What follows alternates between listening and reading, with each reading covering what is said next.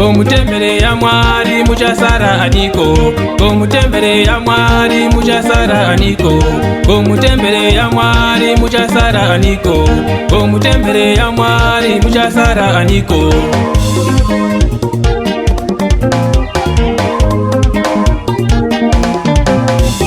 Tairai wana wedu awoenda nenyika. Tairai wana wedu awoenda nenyika. Tairai wana wedu awoenda nenyika. Tairai wana wedu awoenda nenyika.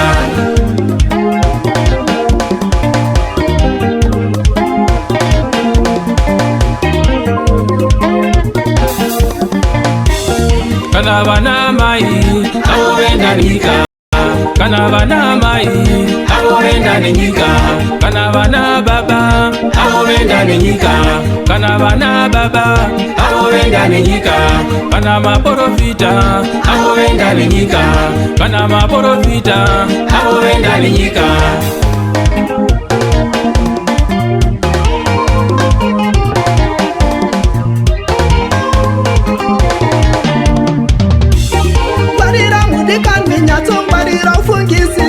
Nikazauno iwana yamene mazino ungwarire. Kururama kutya Mwari famba mudzira tinagwana she.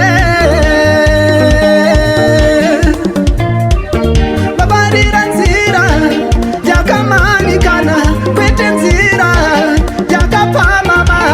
Asi kune upenyu yere kumerikana kuti kuparadzwa.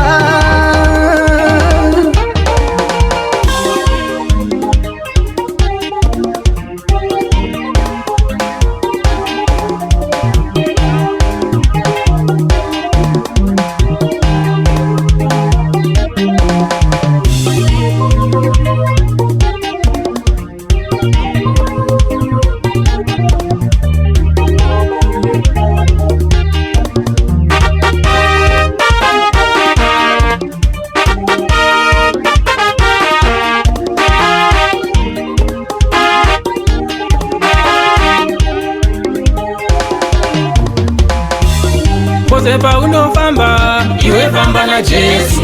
Osepa unofamba, iwe famba na Jesu. Kana cha unobata, iwe famba na Jesu. Kana cha unobata, iwe famba na Jesu.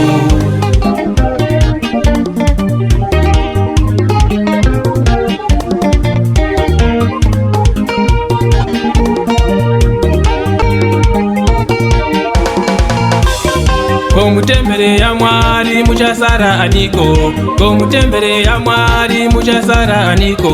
Komutembere ya Mwari muchasara aniko. Komutembere ya Mwari muchasara aniko. Tairai wana wedu awoenda nenyika. Tairai wana wedu awoenda nenyika. Tairai wana wedu awoenda nenyika. Tairai wana wedu awoenda nenyika.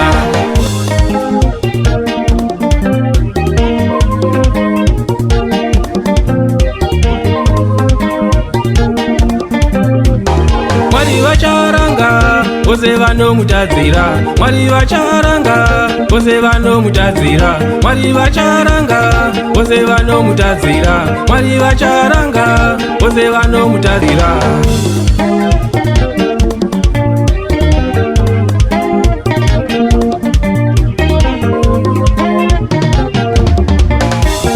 Babarira nzira yakamanikana kwete nzira yakapamama. Asi kune upenyu yere kana kuti paradzwa.